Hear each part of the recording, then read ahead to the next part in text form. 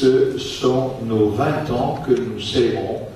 Pas les miens, j'ai la tête un peu cheveux, mais celle de l'association qui a été créée en décembre 1996.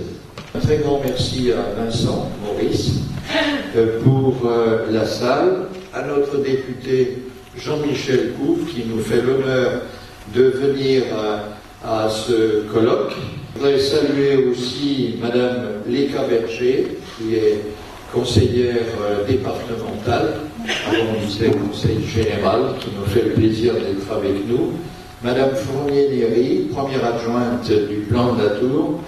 Madame Hureau, adjointe à la culture de la Croix-Valmer, et représentant. Évidemment, Madame Arnaud, l'incontournable, que je remercie particulièrement, adjointe à la culture de Sainte-Maxime, en présence de Jean-Claude. Donc je vous remercie tous, à vous archéologues professionnels, amateurs. J'espère que vous trouverez votre compte dans cette conférence. Et je vais céder la parole à Monsieur le maire. Mesdames, Messieurs, je voudrais, au nom de la ville de Sainte-Maxime, vous souhaiter la bienvenue ici au Carré Gaumont pour cette journée exceptionnelle, ce colloque extraordinaire de l'association Aristide Fabre, colloque international que nous avons aujourd'hui.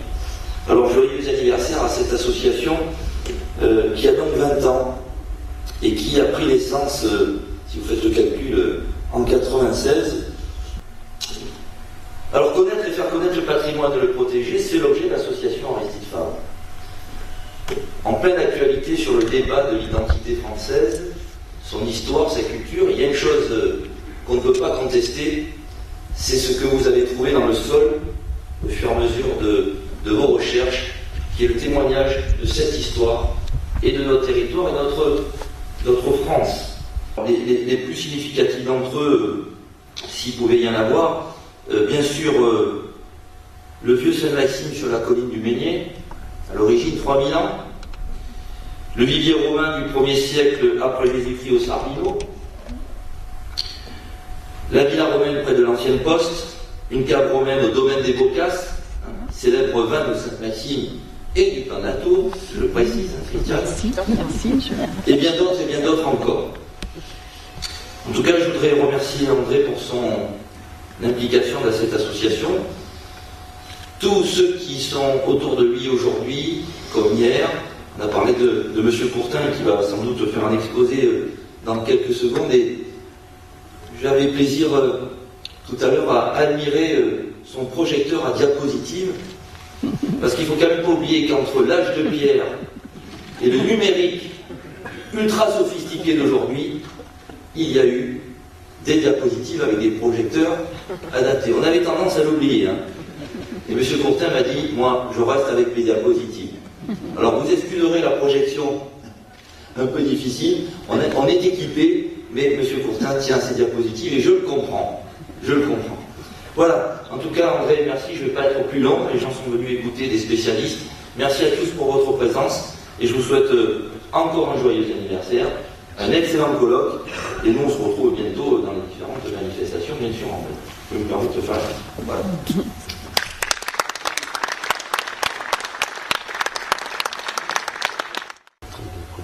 Alors, je vais appeler notre président d'honneur, Gaëtan Congès, qui va nous dire 2 mots sur l'association. Je n'en ai pas parlé, et il vaut mieux parce que j'aurais été trop bavard, mais lui, en scientifique objectif, il va vous en parler. Bonjour. En 2002, alors que j'étais en charge du département du Var, au service régional de l'archéologie, j'ai reçu un coup de fil d'un monsieur qui se présentait comme le successeur de Denis Vallon et qui voulait me rencontrer. Il est venu avec un collègue et j'ai vu arriver sur le site d'Entremont où je leur avais donné rendez-vous un Stéphanois aimable, un Provençal débonnaire. C'était André Falconet et Jacques Camba. Et je m'étais dit, encore des farfelus qui ont fait une association, etc., ça ne durera pas. Et en fait, je me suis vite rendu compte que je me trompais, c'était du sérieux. Et nous avons beaucoup discuté de ce qu'ils voulaient faire, de ce qu'ils pouvaient faire, et je les ai aidés de mon mieux. Leur premier objectif était de remettre en valeur les vestiges de la villa de Pardigan que nous avions fouillé avec Jean-Pierre Brun et l'équipe du groupement archéologique de Cavalère, dirigé par les frères Pinelli, Patrick et Jean-Marc, ainsi que Guy Auberti. Ces vestiges étaient restés à l'abandon depuis l'arrêt des fouilles. Comme souvent dans notre domaine, il y a suffisamment d'argent en général pour faire des dégagements, mais très peu pour la conservation et l'entretien des vestiges. Et donc ils se sont attaqués à cet énorme chantier de débroussaillage. Il y avait même des arbres à couper, et ils ont entrepris aussi d'autres recherches, notamment sur le vivier des Sardinots, dont on vient de parler aux Isambres. Et notre collaboration a continué jusqu'à mon départ à la retraite, et ensuite aussi parce qu'ils m'ont fait l'honneur de me demander de les honorer en étant le président d'honneur de l'association. Voilà, donc ça a été une grande aventure qui a été surtout marquée par l'importance de leur investissement dans le domaine de la communication publique, chose qui se faisait encore assez peu, et ils ont eu à cœur d'organiser régulièrement des grandes réunions, des conférences auxquelles sont invités le public en général et pas seulement les membres de l'association. Donc c'est les 20 ans de cette association qui était née quelques années avant cette rencontre de 2002, puisqu'elle a été créée par une équipe locale, et elle était dirigée alors par Denis Vallon, qui s'était chargé des fouilles de l'oppidum du Mont-Jean et de Maraviel. Donc, longue vie encore à l'association Aristide Fabre, et merci André et tes collaborateurs pour tout ce que vous avez fait pour l'archéologie maroise. Donc, on va lui laisser la parole pour le premier sujet, qui est les auberges antiques. Donc, Gaëtan, comme il vous l'a dit, est notre président d'honneur depuis la création. Il est conservateur en chef du patrimoine, ce qui correspond à un grade important. Il a passé 25 ans dans le Var, ce qui fait de lui le plus grand spécialiste de l'Antiquité dans le Var, sur Pardigon, Château et Modeste, mais aussi tous les lieux de l'âge du fer, etc.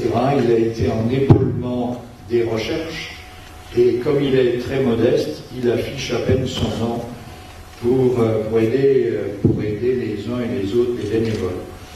Il a obtenu la médaille d'or du Conseil général pour son action dans le Var.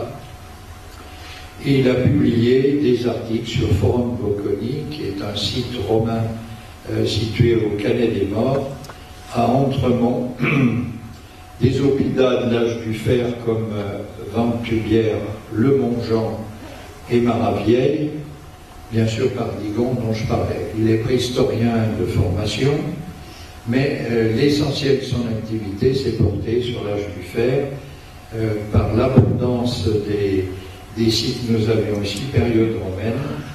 Et de plus, et je voudrais insister là-dessus, il est très modeste et il a une qualité, il est pédagogue. Et je me souviens, quand nous fouillions sur Forum Bocconi, au départ, comme il l'a dit, j'étais allé proposer nos services. Un jour, j'ai reçu un mail me disant « À vos pelles et à vos pioches, venez nous rejoindre à Forum Bocconi ». Et donc là, on y a passé près de 120 jours à gratter, à piocher. Et il est exceptionnel parce que quand on avait fini le travail à midi, en dehors du fait qu'il est très bon cuisinier et qu'il peut préparer une bonne popote, eh bien, il venait nous expliquer de façon très pédagogique tout ce qu'on avait trouvé, les formes, l'utilité, etc.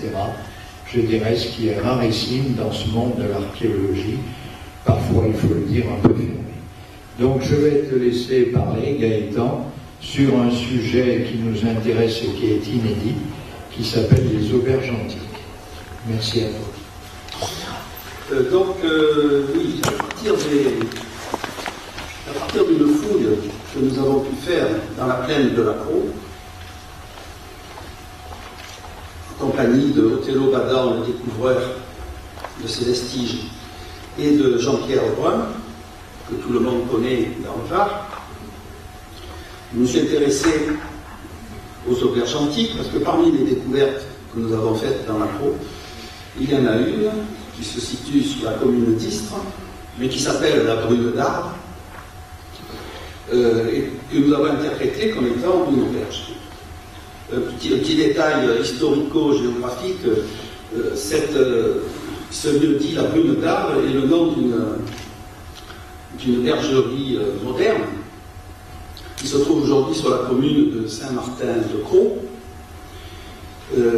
commune de Saint-Martin qui a été créée en 1921 par un détachement de l'immense commune d'Arles. Et de part et d'autre de la frontière entre Arles de l'époque et Istres, il y avait deux bergeries, toutes deux appelées la Brune, donc il y avait la Brune d'Istres et la Brune d'Arles. Alors ici j'ai mis une image qui vient de Pompéi, qui montre un établissement qui est plutôt ce que nous appellerions aujourd'hui un bistrot, plutôt qu'une auberge. C'est un lieu, c'est un débit de boissons où on peut boire frais, on peut boire chaud, mais il n'y a pas de literie, on ne peut pas y dormir. Dans les endroits où on pouvait dormir, beaucoup de textes, y compris les poètes et les plus satiriques, beaucoup de textes nous parlent de l'insécurité qui est liée au séjour dans les auberges et au transport et au voyage en général. On se fait facilement détrousser, attaquer, parce que pour les gens les plus pauvres, le voyage s'accompagnait évidemment du transport avec soi d'une petite fortune pour payer tous les frais. Il n'y avait pas les carnets de chèques. Et donc on avait avec soi une somme rondelette. Évidemment, les voleurs le savaient, c'est un peu comme de nos jours, ceux qui s'attaquent aux voitures des touristes qui sont garées sur un parking, parce qu'on sait que là-dedans, il va y avoir des choses intéressantes. Et d'autre part, on nous parle aussi de l'inconfort de ces auberges, mobilier sommaire, insectes partout, cafards, moustiques, etc.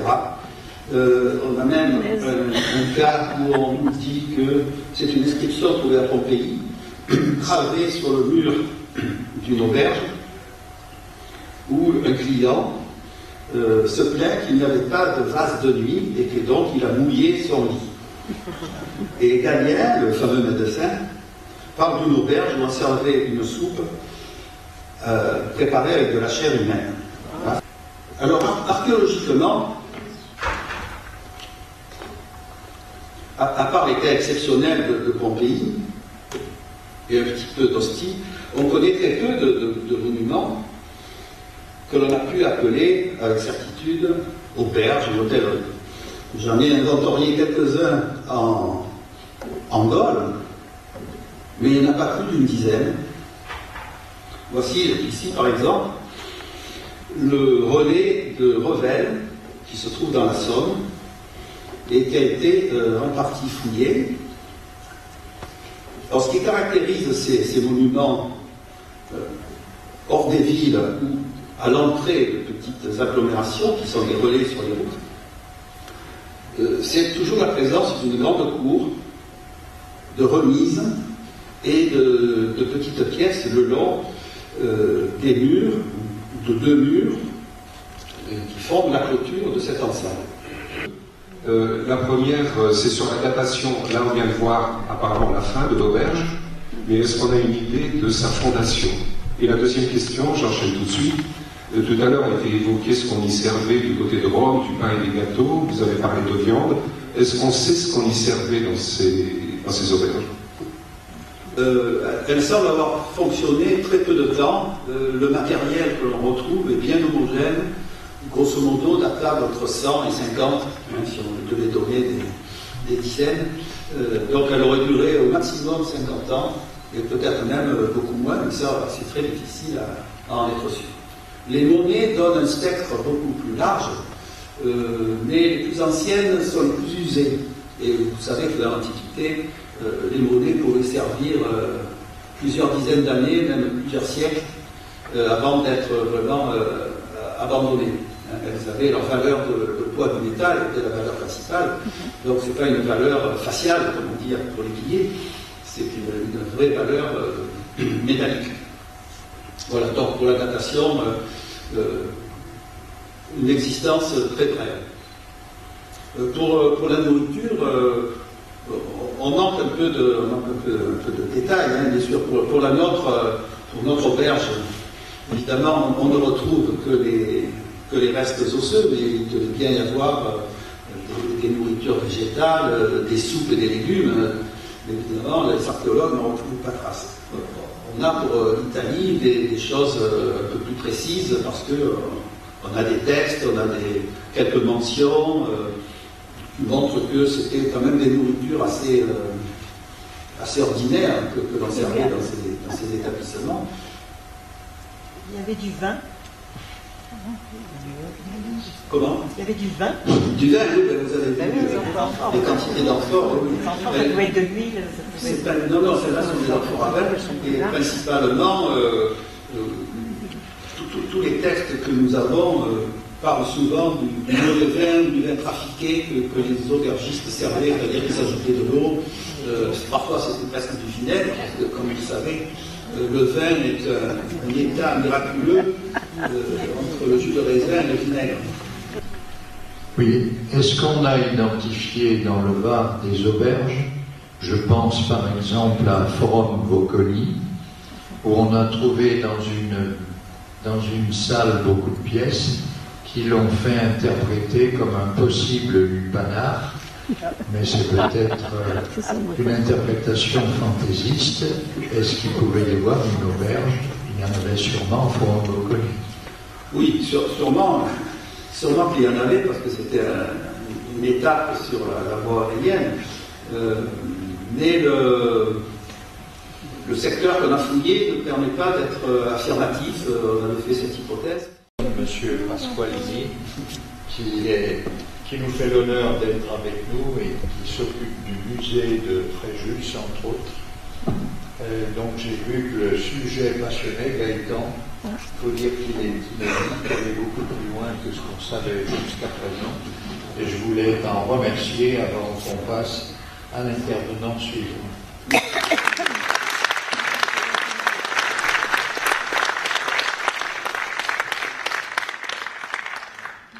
Les escaliers sont par là. Donc si M.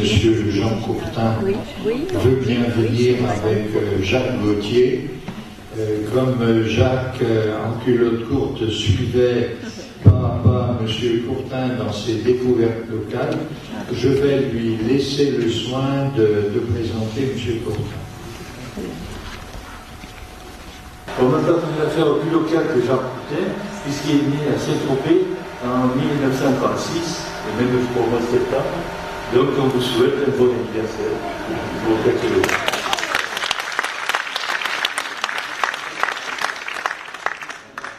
On ne sait pas si ce sont les éclats d'oxygène trouvés sur les plages naturistes de Pamplonne, que Jean Courtin fréquentait, ou les vestiges d'habitation gallo-romaine situés sous propriété familiale des Célèbres à Ramapel, qui ont déclenché chez Jean Courtin sa passion pour l'archéologie. Alors qu'il n'est que lycéen, dans les années 50, Fernand Delois, le directeur des antiquités de la région, lui confie une mission de prospection archéologique dans la région du golfe de Saint-Tropez. De 1959 à ce jour, Jean Courtin est membre du CNRS, où il gravira tous les échelons au cabinet directeur honoraire de recherche. Parmi les grands chantiers de fouilles qu'il a déjoués, on peut citer de 1958 à 1972, fouilles de petits sites préhistoriques dans les gorges du Verdon, lors d'un noyage par la montée des eaux du barrage EDF de Quinson. De 1971 à 1974, fouille de 3 dolmens sur la commune du camp de la Tour de Sainte-Maxime, avec Sauzade et Chabot. De 1970 à 1991, la forum de Fontbrégois à Salerne, où il mettra en évidence des traces de cannibalisme. C'est dans ce village de Salerne, capitale varoise de la céramique, qu'il s'établira pour sa retraite. Je cède maintenant la parole à Jean Courtin pour nous présenter son étude sur les traces de cannibalisme dans le Var à l'époque préhistorique. Était-ce un rituel ou une nécessité pour survivre? Il va nous apporter des éléments de réponse.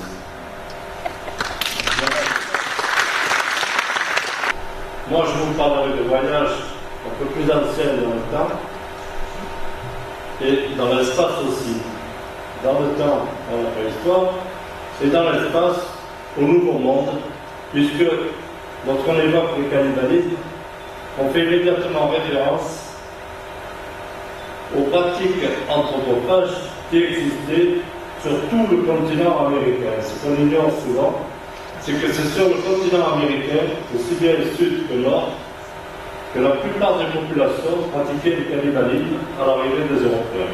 Le cannibalisme, c'est la consommation d'une espèce par sa propre espèce. C'est-à-dire qu'un caïman qui mange le caïman est cannibale. Si le caïman mange l'homme, il est anthropophage. Mais dans le langage courant, les deux termes sont synonymes. Donc, je parlerai de cannibalisme, c'est beaucoup plus simple.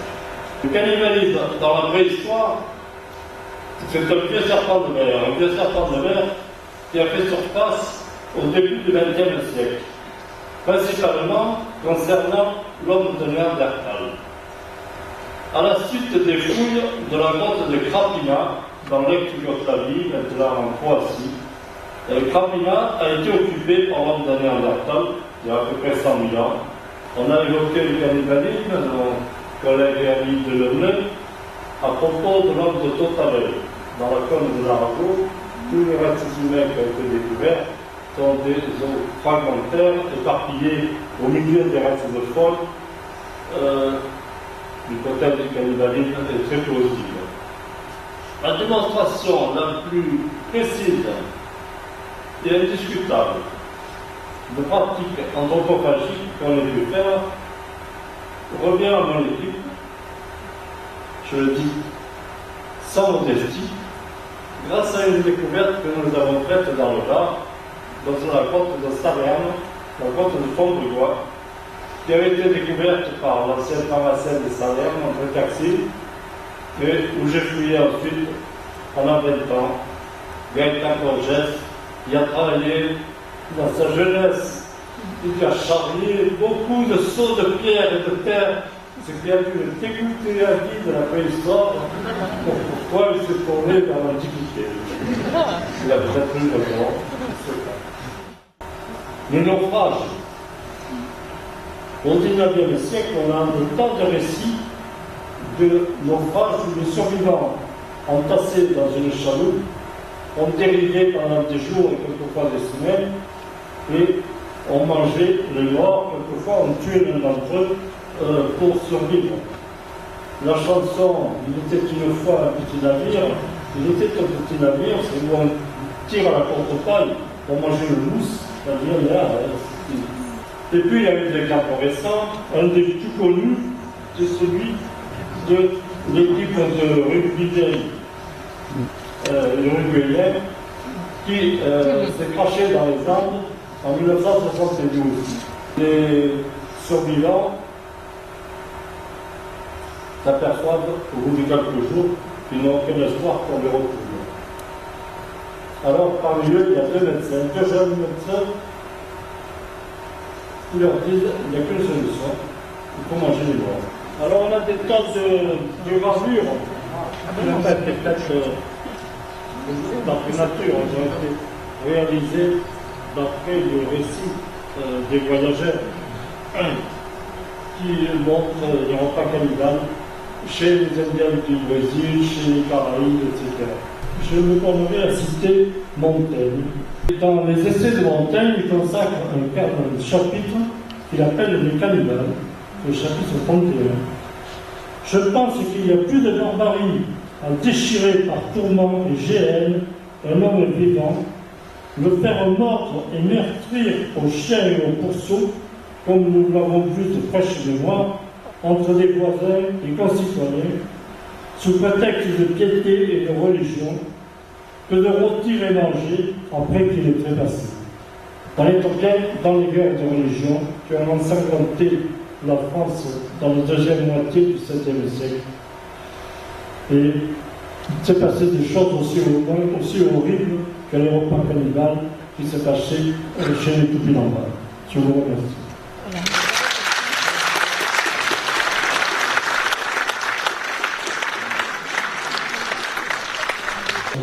Donc, j'avais une question très concrète. Que mangeait-on dans la grotte où vous avez vécu? Était-ce des jeunes gens? Était-ce des femmes, des hommes d'un âge? Et notamment, y avait-il un langage amoureux quand on dit « tu es jolie, je vais te croquer » Voilà, c'est important pour le repas qui va suivre. On ignore tout du langage néolithique, malheureusement, puisqu'on n'a pas d'écriture à cette époque. Est-ce qu'on a mangé des hommes et des femmes? On a mangé des jeunes, une majorité de jeunes. Lorsque nous avons publié notre premier article dans la revue Science, on a vu défiler quantité de journalistes. Et entre autres, deux journalistes de Paris Match. Ils ont fait un article dans Paris Match. Ils sont restés 2 jours avec nous, et alors, en voyant les bracelets, ils me posaient la question que vous posez. Est-ce que c'était des jeunes gens, est-ce que c'était des jeunes filles? Alors je dis non, on ne peut pas le préciser. Et pourtant, il y a des bracelets, du moment qu'il y a des bracelets, c'est que c'était des jeunes filles. Non. Et comment on les faisait cuire? Comment on les faisait cuire? Là, puisque ces gens avaient des poteries, il y avait des marmites, ils désossaient la viande, ils faisaient du ragoût, peut-être avec des herbes aromatiques, des herbes de Provence, de l'ail sauvage, etc. Alors, heureusement, le journaliste m'a montré son brûlant d'article avant de le publier.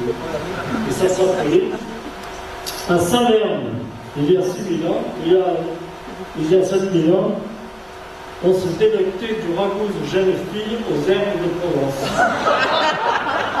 Alors je lui ai dit, si vous publiez ça, ça va très mal se passer. On va changer le titre.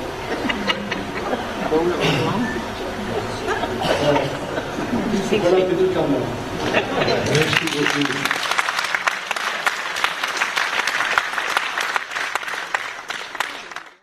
Nous nous sommes connus avec Jean-Pierre il y a quelques années, à l'époque où j'étais directeur du Géant Casino de Fréjus, et lui dirigeait un laboratoire important d'analyse à Saint-Raphaël. On s'est trouvé une activité commune lors d'expositions qui étaient faites sur le site, et on a sympathisé, et c'est ce qui fait qu'après quelques années, je dirais pas de nombreuses années, on se retrouve amis. Jean-Pierre fait partie du comité scientifique de l'association, comme Gaëtan Congès, et on est flatté. Alors, qui est cet homme? Bon, c'est un plongeur émérite, en dehors de la biologie. C'est le plus grand découvreur d'épaves de la Méditerranée. Je le dis parce qu'il n'osera pas vous le dire, il est très modeste.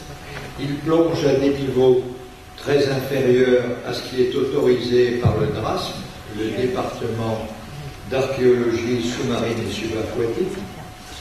Et c'est ce qui lui vaut une renommée avec toutes les découvertes qu'il a faites. Découvertes qui s'étagent depuis les périodes lointaines où on vogue jusqu'aux périodes modernes. Mais je ne vais pas déflorer le sujet, il va le faire. Il a écrit de très nombreux ouvrages sur ces découvertes. Voilà, alors je vais lui laisser la parole, mon cher Jean-Pierre. Tu as la parole enfin. Merci André, merci mesdames, messieurs pour d'être venus si nombreux. Il y a la quantité, il y a la qualité. Je vais essayer aujourd'hui de vous exposer une évolution, 2 évolutions à la fois. La première évolution, c'est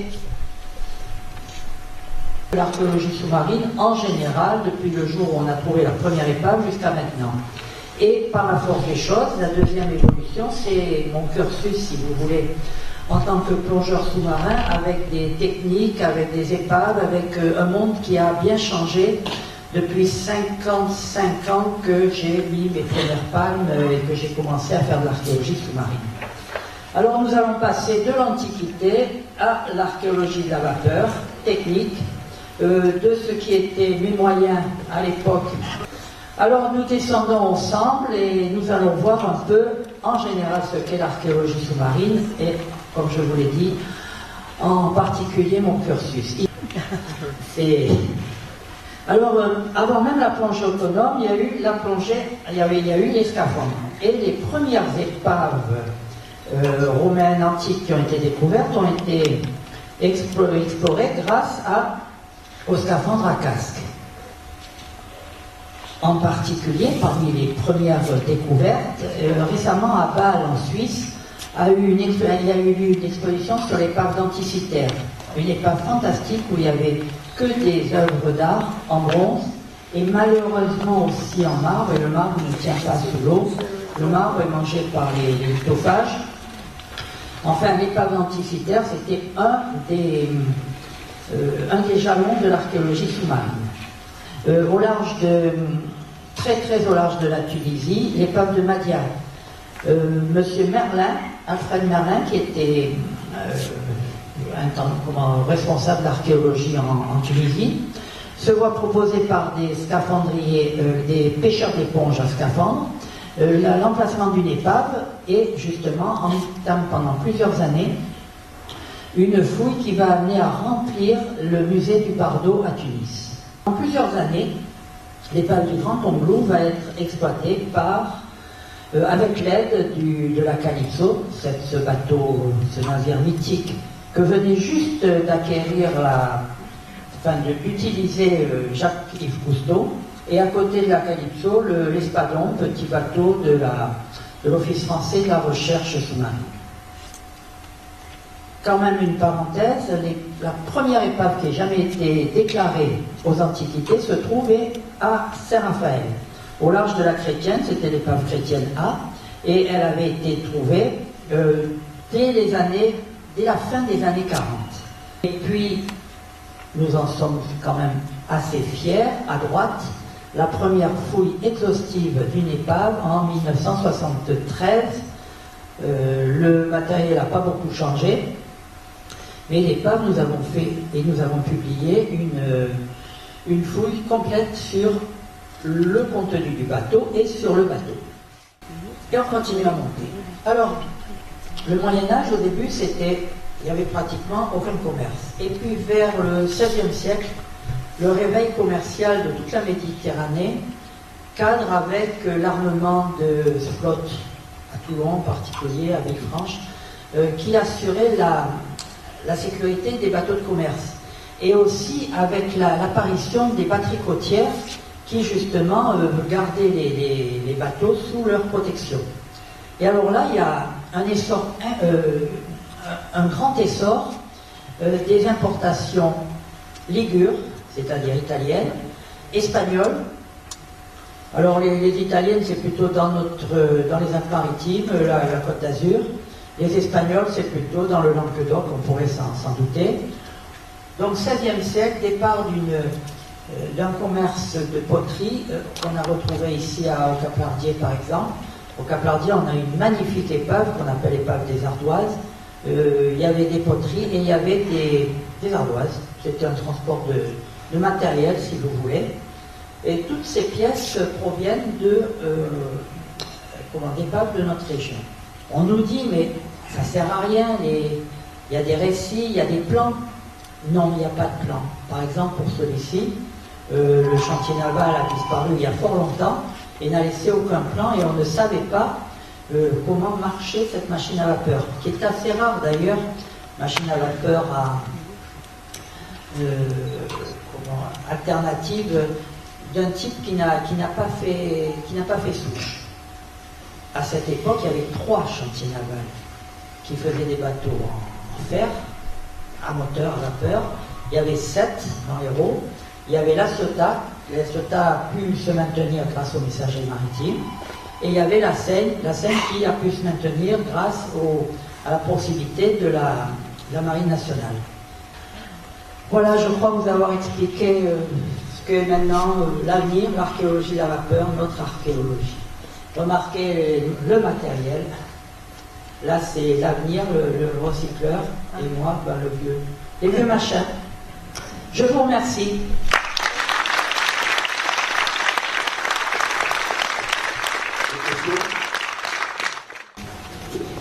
Bien, nous allons changer de région totalement.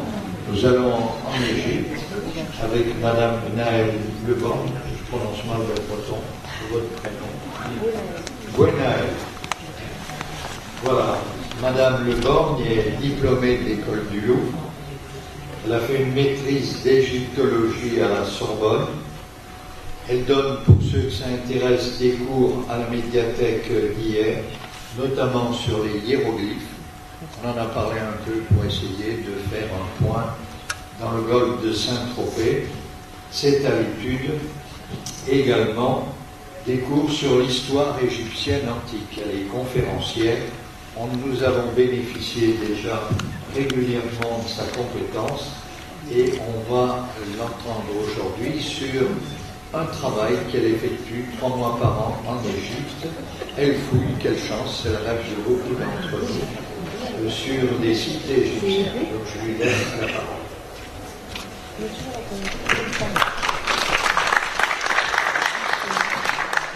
Bonjour à tous. Un grand merci à M. Falconet pour cette invitation aujourd'hui. Je suis vraiment très honorée de pouvoir être parmi vous.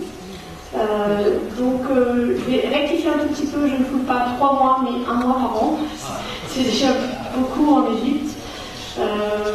Mais il est vrai que le chantier de fouille du Ramesséum dont je vais vous parler aujourd'hui est le chantier qui dure le plus longtemps dans l'année en tant que fouille temporaire. Parce qu'il y a un site, qui est le site de Karnak, qui dépend du centre franco-égyptien, qui lui fouille tout au long de l'année et restaure tout au long de l'année. Mais autrement, à part l'IFAO, l'Institut français d'archéologie orientale, qui se trouve au Caire, et où il y a des égyptologues et même d'autres domaines de l'archéologie qui interviennent tout au long de l'année, avec des fouilles ponctuelles de 15 jours ou 3 semaines sur différents sites. Donc le chantier de fouille du Ramesséum est celui qui dure le plus longtemps, il dure 3 mois et demi par an au niveau des fouilles. Voilà. Donc nous allons effectivement parler aujourd'hui ensemble de l'Égypte, ce beau pays que tous les aventuriers ont rêvé de découvrir entre le XVe siècle et le XIXe siècle. Et c'est un pays qui fait toujours autant rêver aujourd'hui. Mais les réalités archéologiques sont les mêmes que lorsque l'on fouille en France, bien sûr, ou dans d'autres pays européens. Il y a quand même quelques petites différences entre donc les pays européens et l'Égypte. Et aujourd'hui, justement, je vous propose de découvrir ce chantier de fouille du Ramesséum à Luxor. Ramesséum qui est en fait le temple des millions d'années de Ramsès II. Et donc de découvrir un petit peu ce qu'est l'archéologie dans ce pays-là. Avant de partir sur les fouilles, je voulais tout d'abord vous présenter une petite histoire du Ramesséum. J'ai essayé d'être assez brève et concise, mais il faut quand même que vous puissiez comprendre ce qu'est ce monument.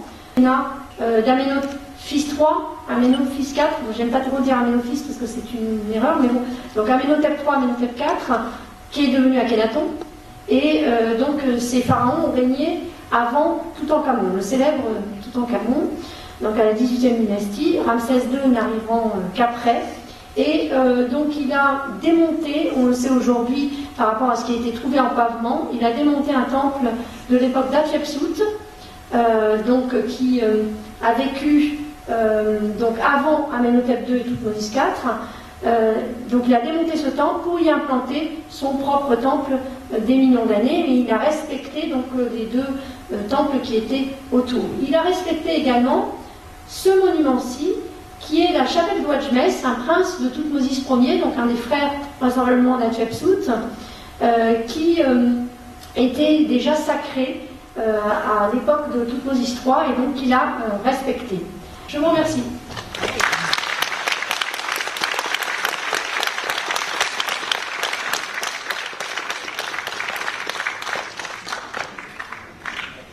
Des questions? Bonsoir. Tout d'abord, grand merci là, pour votre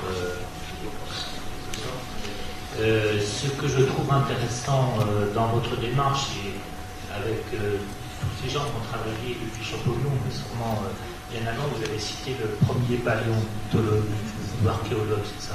Oui. Et on voit bien que l'histoire nous saute à la figure en permanence. Hein. On veut la cacher, on veut la détruire, et ça nous revient. Hein. Donc c'est vraiment formidable travail. Grand merci à vous.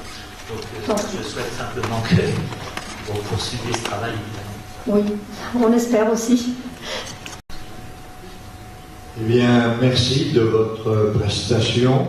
Jean-Claude, c'est un homme de foi. Non seulement parce qu'il habite de foi, d'où il est venu hier, et entre parenthèses, il a mis que 7h30 de train, parce qu'il a pris le TGV. Il a mis 7h30 pour arriver à Aix-en-Provence, plus 1h30 après pour le ramener ici. Enfin, voilà. Bon, mais c'est un homme qui ne s'est pas laissé désarçonner par 7h30 de train, étant donné que depuis 50 ans, il a sillonné la planète dans tous les sens, et il n'y a pas, je crois, un pays où il n'a pas été, où on ne l'a pas appelé pour aller visiter et recenser un abri, une grotte, etc. Bon, enfin, il vous racontera ça mieux que moi. Mais c'est un homme de foi au sens de fides en latin, parce qu'il est très fidèle en amitié. Ça fait 60 ans qu'on est amis. Bon, et ça avait mal débuté pourtant, parce que on s'est connus au lycée, et il y avait un fossé social entre nous. Il était pion, et moi j'étais élève en première. C'est vous dire qu'il y avait un hiatus incendiaire. Mais nous sommes tous les deux cathares, et nos ancêtres ont lutté contre l'invasion des Français au XIIIe siècle. Oui, si, c'est comme ça qu'on les appelait à l'époque, et qui sont venus nous massacrer par dizaines de milliers, et nous voler nos terres, et nous tout ça. Et ça a fait un rapprochement, parce que les gens de Foix, sous la direction de Raymond, comte de Foix, ont été les plus précieux alliés de Raymond VI, dit le Cathare, et je vous renvoie pour ça à l'ouvrage de Dominique Baudis, assassiné récemment par ses détracteurs, par ses calomniateurs. Mais nous sommes restés des gens, des descendants des Cathares et des hommes de foi, moi aussi, bien que je me sois exilé dans cette partie orientale de la province Romana. Bon, mais personne ne m'en veut apparemment. Lui est resté fidèle à l'Occitanie. Bon, voilà, je lui donne la parole maintenant parce que il a assez attendu. Hein? Allez.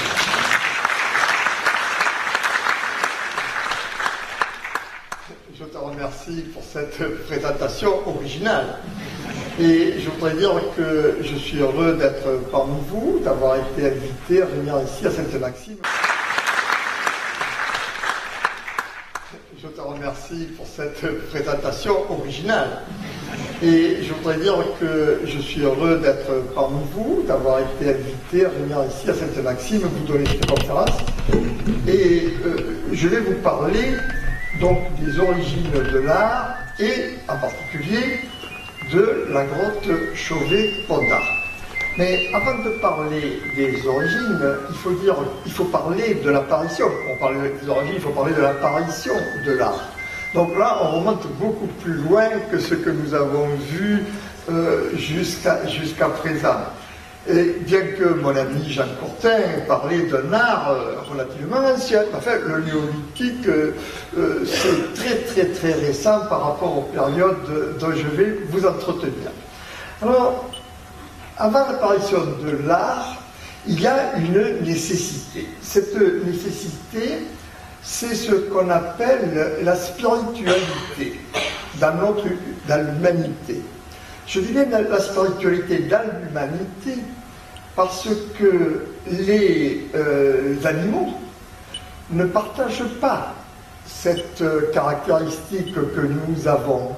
La spiritualité, pour la définir, c'est d'aller au-delà des nécessités de l'existence, de la vie quotidienne, de manger, de survivre, de se reproduire, et de se poser des questions, c'est surtout ça, se poser des questions sur le monde. Homo sapiens, ça veut dire notre espèce, Homo sapiens, ça veut dire homme sage, sapientia, c'est la sagesse, et Dieu sait que nous ne sommes pas sages, puisque nous mettons notre lieu de vie, la terre, en danger, et nous mettons notre espèce en danger, bien entendu, ce que les animaux ne font pas. Et donc, moi j'aurais préféré qu'on nous appelle Homo spiritualis. Les Néandertaliens ont disparu. On ne sait pas trop pourquoi d'ailleurs exactement. Ils n'ont pas été, ça n'a pas été des massacres, mais ils ont disparu et c'est notre seule espèce qui a continué. Les Néandertaliens pourraient enterrer leurs morts. Et donc, ils avaient une spiritualité. Les animaux n'enterrent pas leurs morts. Ils les mangent, ils les laissent là, etc. Et même si la mort de leurs semblables leur cause de la peine, ce qui est le cas, par exemple, pour les éléphants, ben, ils ne les enterrent pas. Et ce bloc a été découvert sur la tombe d'un enfant. Donc il y avait une sépulture néandertalienne et quelqu'un a fait ça et a déposé ça. Alors là vraiment on est près de l'art. Je ne sais pas si c'est de l'art, vraiment, mais il y a eu un rite avec le dépôt de cette pierre et cette pierre qui a été ornée, je vais mettre guillemets, mais enfin sur laquelle on a fait des cupules. Alors, puisque je parle des Néandertaliens, vous avez sans doute vu à la télévision depuis, il y a 2 mois, peut-être 3 mois, on a beaucoup parlé de ces structures qui sont faites par des accumulations de pierres et de stalagmites à l'intérieur d'une grotte, à 300 mètres à l'intérieur d'une grotte, dans le noir le plus total. Et on vient d'avoir des dates radiocarbone à 176 600. Donc ça appartient aux Néandertaliens, de façon certaine. Alors, c'est curieux comment les choses se passent dans notre monde actuel, dans la société actuelle. Ils sont retrouvés à 50 ans, bon, on aurait fait un article dans une revue scientifique, très bien, les spécialistes s'intéressent, bon, parfait. En fait, et là, ça a paru dans Nature, donc ça a été du jour au lendemain. Le jour même où c'était paru dans Nature, moi j'avais des mails qui m'arrivaient d'Israël, des États-Unis, etc. Ils disaient, est-ce que vous connaissez ça? Qu'est-ce que c'est, etc.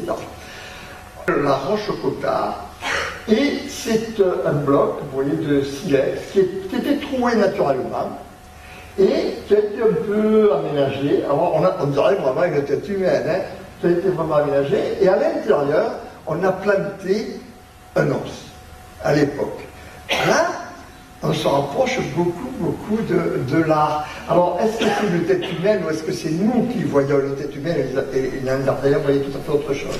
Mais, un morceau d'hématite. L'hématite, c'est un minerai de fer, mais dont on se sert pour faire de la peinture. Vous voyez, en l'écrasant, ça fait la peinture rouge magnifique. Donc, ce morceau bloc d'hématite, comme vous pouvez voir, il y a 3 traits horizontaux et il y a une série de X. Il en a trouvé un autre à côté. Et ça, cette couche où on l'a trouvée, ça a été fait, ce sont des fouilles qui ont eu lieu une quinzaine d'années, qui ont été très bien faites par nos collègues sud-africains. Et la couche a été datée de 75 000 ans. Donc ça c'est très ancien, et ça a été fait par des hommes modernes, parce que les hommes modernes, en Afrique, il y a 75 000 ans, ils y étaient. En Afrique, les hommes modernes, nos ancêtres directs, ont au moins, au minimum, 200 000 ans. Moi je dirais probablement entre 200 et 220 000. Mais 200 000 c'est sûr. Et ils sont venus en Europe que beaucoup plus tardivement que vers, comme je l'ai dit, 40 000, 40 000. Là, donc on est à 75 000. Et ça, c'est un travail artistique certain et bien daté. Trouver de l'art géométrique de ce genre il y a 100 000 ans en Afrique, ben oui, pourquoi pas, quoi. Moi je pense que ces formes d'art sont très très très anciennes. Alors, là maintenant, nous arrivons à quelque chose qui est plus dessiné. On est également en Afrique, en Namibie, et c'est une plaque de pierre qui a été cassée. Les deux morceaux ont été trouvés séparés dans le gisement, et ça représente un animal. Ici, la tête est là, vous voyez les pattes, le sexe, les pattes arrière, et ça a été daté d'à peu près 25-26 000 ans, vous voyez. Alors, ça a été trouvé en Italie. C'est une pierre sur laquelle on appelle un personnage humain, avec les bras étendus, la tête, et on a l'impression qu'il y a une coiffure avec des cornes. Alors les collègues italiens l'ont appelé le chaman, c'est pas moi, hein. Et parce que je ne m'attendais pas du tout, hein. Des expertises, j'en ai fait des tas. Mais quelquefois, des gens vous disent, il y a plusieurs cas de figure, c'est le cas de dire. Quelquefois, ils vous disent, ah, j'ai trouvé le truc formidable, vous allez voir, vous y allez, et il n'y a rien. Parce que les gens ont de l'imagination. Je dis, mais attendez, vous ne voyez pas, là, il y a une bisote, etc. Mais non, c'est des taches rouges, mais pas du tout, il n'y a pas de bison. Et d'autres fois, c'est pas d'une très grande importance, c'est intéressant, mais c'est authentique, mais c'est pas d'une grande importance. Tandis que Chauvet, alors là, moi j'ai été absolument sidéré quand j'ai fait cette visite. J'ai passé 6 heures dans la grotte. Elles ont passé, vous savez, comme ça, parce qu'on ne passe pas à manger, à boire, rien du tout, parce qu'on ressort. Mais bon, à prendre des notes, à prendre des photos. Alors, la grotte Chauvet, elle est donc dans l'Ardèche, au bord dans la vallée de l'Ardèche, et ça, à demi-heure de marche, ça c'est à demi-heure de marche, de Chauvet, vous avez ce qu'on appelle le pont d'Arc. Alors, il y a un spéléologue qui a eu une idée, qui s'appelle Daniel André, qui a eu une idée qui n'est pas idiote. Il dit qu'on pourrait y voir un mammouth tourné vers la gauche, avec la bosse, vous voyez, la ligne du dos, le ventre et la patte avant. Et il avait même trouvé une photo où il n'y avait pas ces arbres, et on a l'impression qu'il y a la trompe. Vous voyez, c'est tout à fait naturel. Et attention, l'échelle, vous voyez, là ça fait 52-53 mètres, et ça fait à peu près autant de hauteur. Ces ours, vous voyez qu'il y a ici un décrochement entre le front et le naseau, que les spécialistes appellent le stop, et qui est caractéristique des ours des cavernes.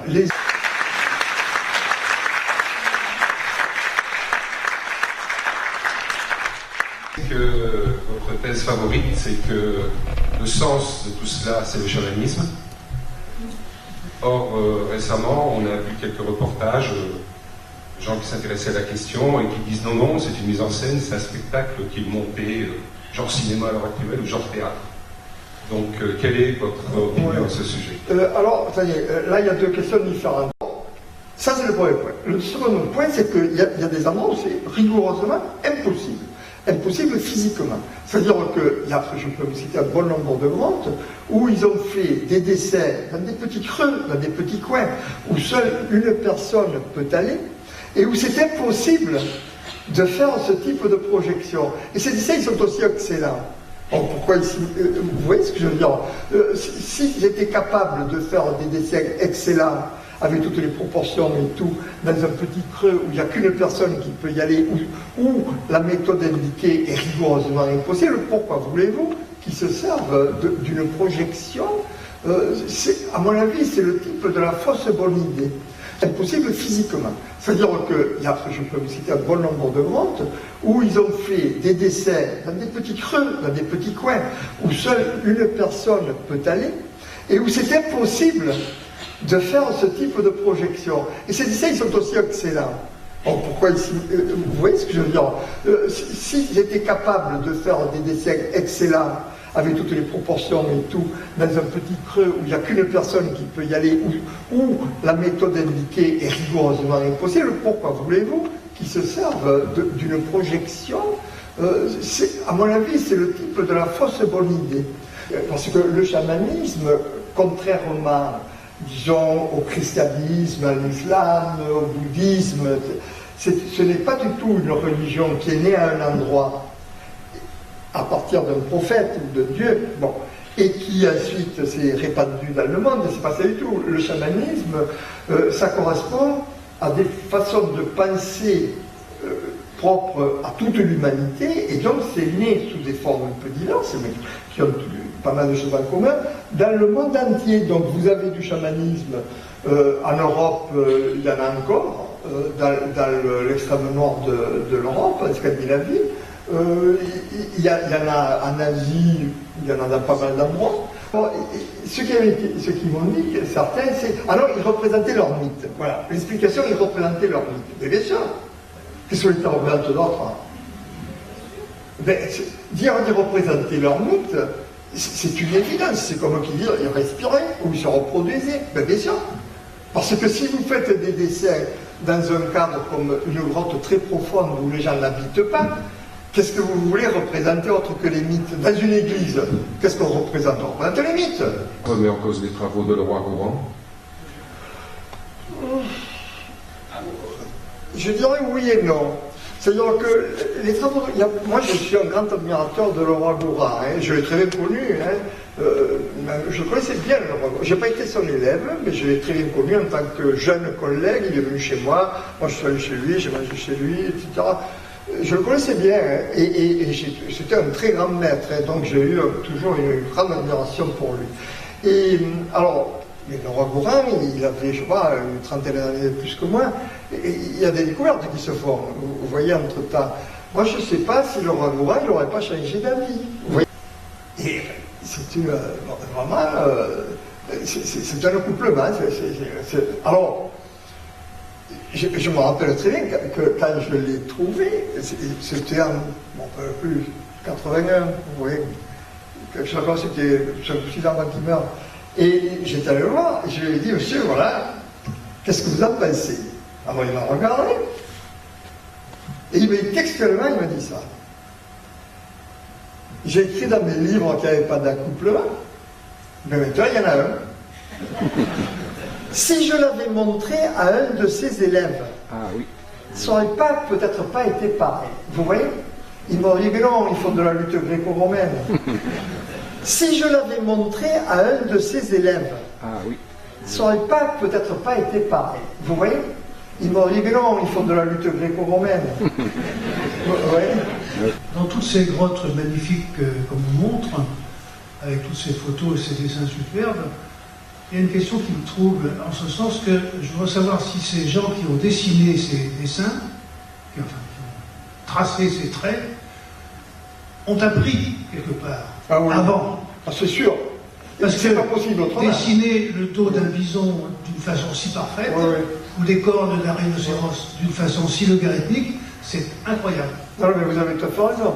C'est pas possible, parce que c'est pas possible. Est-ce qu'ils ont fait des brouillons quelque part? Est-ce que quelque part on peut voir des brouillons? Alors, ça c'est autre chose. Ça c'est autre chose. Alors, il faut bien apprendre le dessin. Oui, le dessin, moi je pense qu'il devait le faire soit sur des rochers extérieurs, soit plus vraisemblablement sur le sol. Vous voyez? Si j'en aurais une dernière qui est venue de l'assistance, et je donne le micro à André tout de suite après, pourquoi y en a-t-il si peu de grottes? Je pense qu'on n'a pas tout trouvé. Il y en a beaucoup qui ont été abîmés, bien sûr, qui ont disparu. Donc, à mon avis, il y en a eu beaucoup plus que ce qu'on a trouvé. Enfin, c'est déjà pas mal. En Europe, on doit avoir des sites avec de l'art qui appartient à cette période qui va disons entre 40 000 et 12 000. On doit en avoir un peu moins de 400. Vous voyez, c'est déjà pas mal. Mais c'est sûr qu'il y en a eu davantage. Mais ça a été détruit, c'est pas encore reconnu. vous voyez, il y a une destruction humaine, il y a une destruction de la nature. C'est-à-dire que partout où vous avez des pieds de falaise avec des éboulis, et bien derrière, il peut y avoir une grande réflexion. Oui.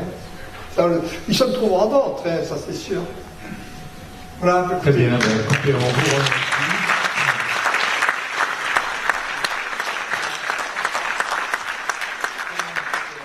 On vous remercie chaleureusement et votre exposé conclut cette journée, ce colloque, pour les 20 ans de l'association, par vos questions, votre implication, votre silence, l'intérêt que vous avez porté. Donc je pense que vous avez particulièrement apprécié l'intervention de M. Clotte, venu de Foix. Et donc j'en profite pour le remercier aussi, ainsi que